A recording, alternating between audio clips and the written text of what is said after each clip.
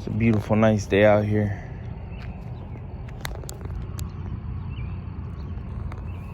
I wanted to talk about a YouTube channel based out of Florida.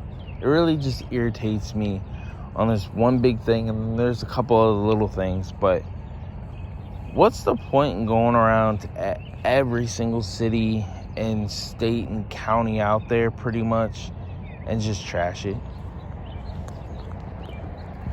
What's the point in doing that? What's the point in trashing every single city and town that you go to?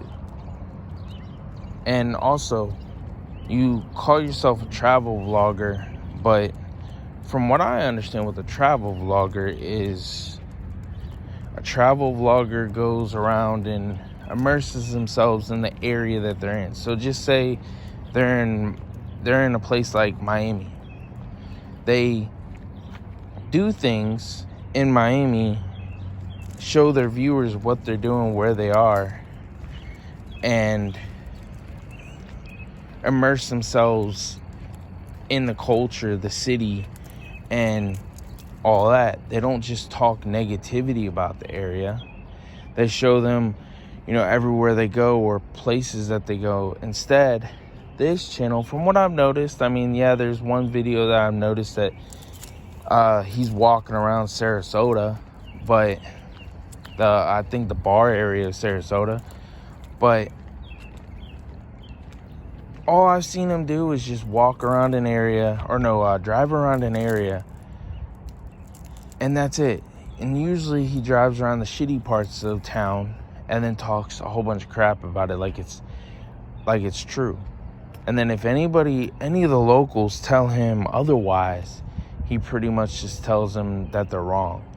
And I'm like, I understand that there are some people that if you attack their city, whether the opinion is right or wrong, whether it's based in fact or not, they're going to get pissed off and they're going to defend their city, whether it's shitty or a good area. I understand that.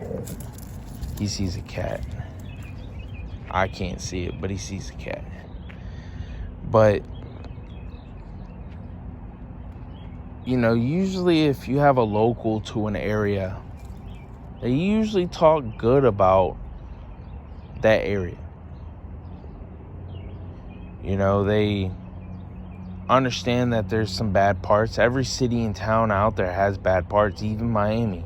He swears up and down that Miami is not a bad city, that there's pretty much no bad parts of town in Miami, when we all know everywhere has bad parts and good parts. Some places are just worse than others. But how can you tell somebody that they're wrong on something if they live in that area when you don't? Especially if you're just strolling through the shitty parts of town. You're not actually walking around the area. You're not immersing yourself in the city itself or the county or town. You're just shitting on it. What's the point other than views?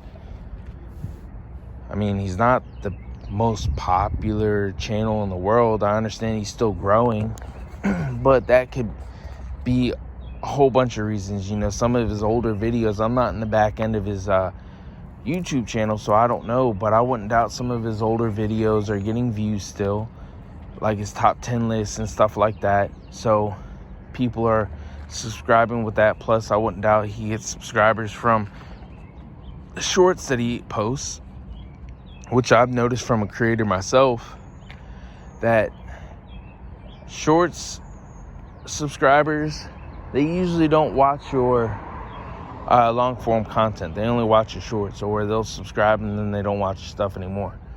But my point being is that I understand why he posts so much, because before, if you look at it, before he got hurt, he was posting a whole bunch of videos. Southern Life was I don't remember how many it was, but I counted over 40 videos, and he was posting multiple videos in a day.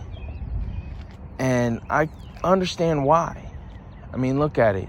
He gets paid per 1,000 views. Every YouTuber gets paid per 1,000 views.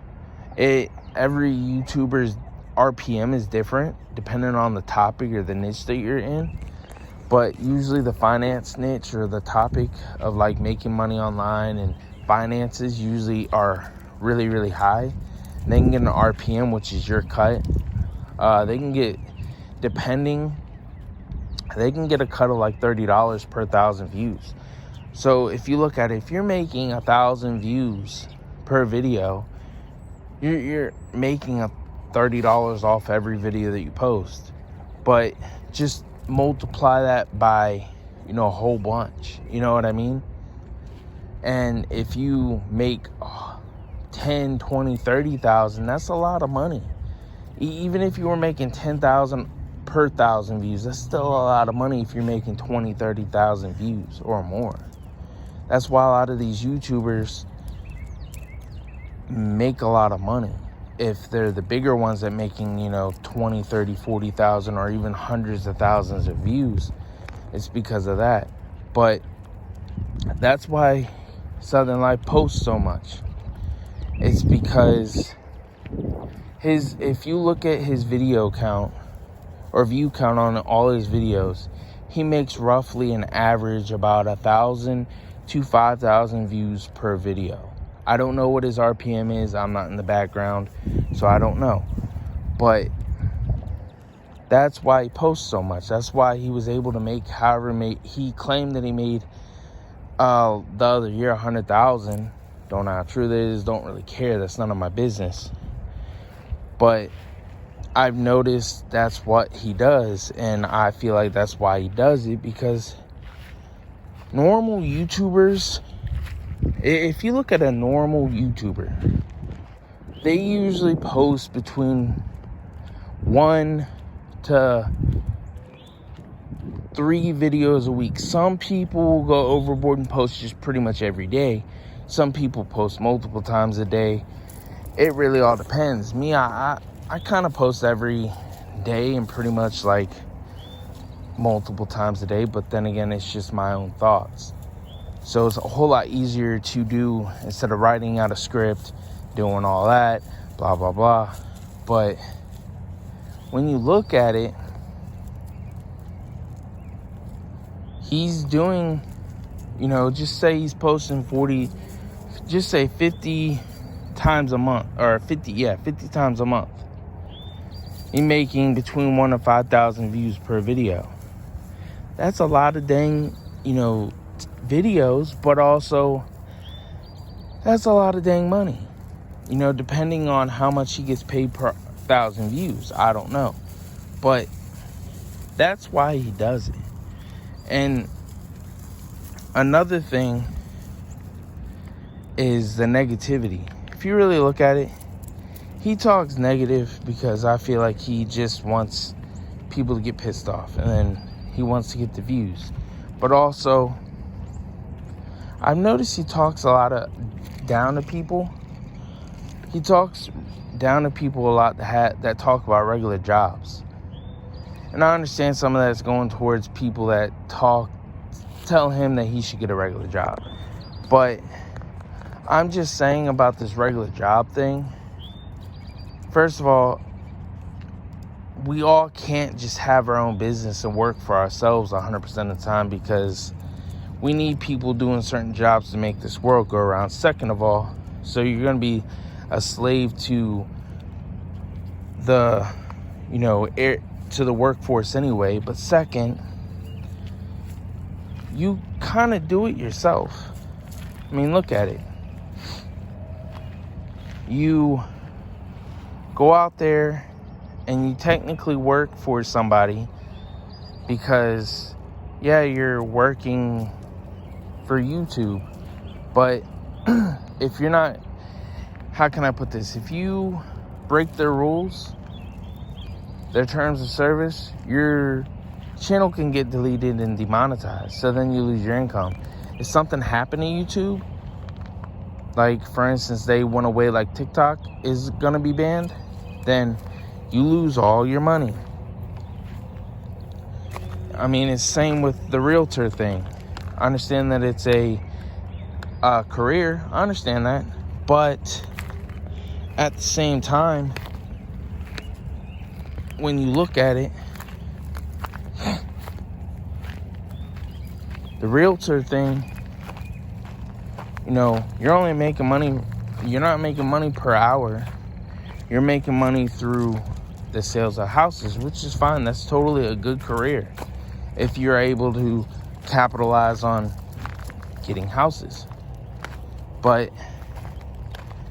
you know, whenever it comes to the Uber thing, same with YouTube.